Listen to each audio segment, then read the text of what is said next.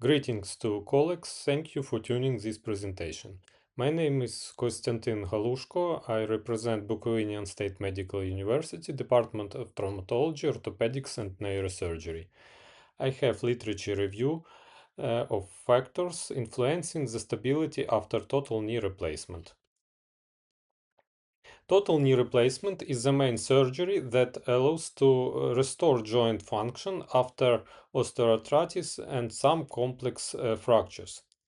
The incidence of primary total knee replacement is increasing all around the world, reaching about 175 procedures per 100,000 population, with annual growth rates in different countries ranging from 5.3 to 17%. The number of complicated cases is also increasing, demanding more expenses and application of advanced approaches. The presence of bone defects and poor bone quality complicate surgical procedures, compromising the implant stability and treatment outcomes. In this slide, you can see female 64 years with osteoarthritis of the right knee before the surgery. Here we can see same female after surgery with total knee arthroplasty with T-bell stem extensor. The aim of our the aim of our presentation is to analyze the risk factors of total knee replacement instability as well as the preoperative and intraoperative treatment strategies for such cases. We have literature review and it was conducted using the PubMed, Web of Science and Scopus databases. The main risk factors leading to the instability of prosthesis components are the presence of significant bone defects, particularly the absence of the cortical layer. Other factors include poor bone quality, implant design. The main ways to improve implant fixation is compromised bone involve optimal choice of material and technique of defect filling.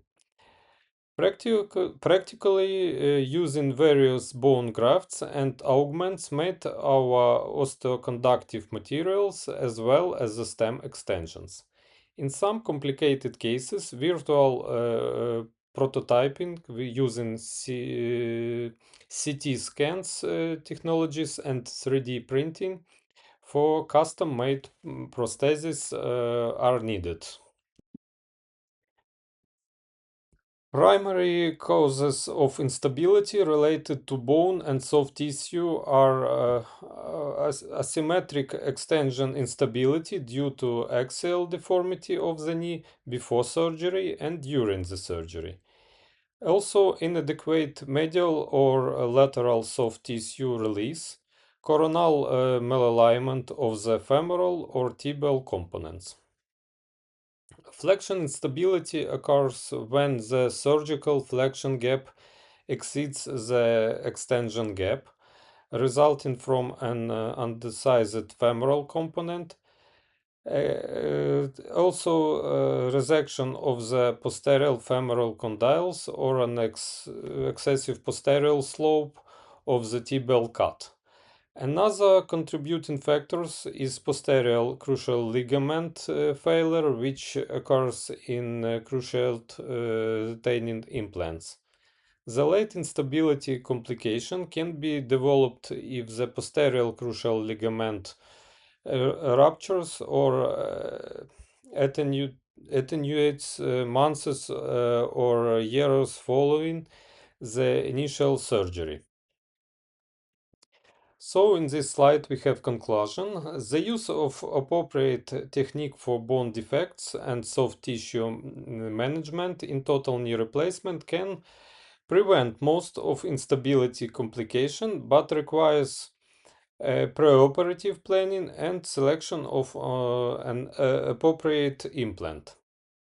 Small deformities and bone defects can be managed by structural or chipped bone allografts, bone cement combined with screws and meshes. Moderate defects require augments. Large deformities and bone defects require long stem extension, custom-made implants, and hinged prosthesis. Here we can see the reference, so the list of literature that we used for this presentation. Thank you for your attention. Goodbye.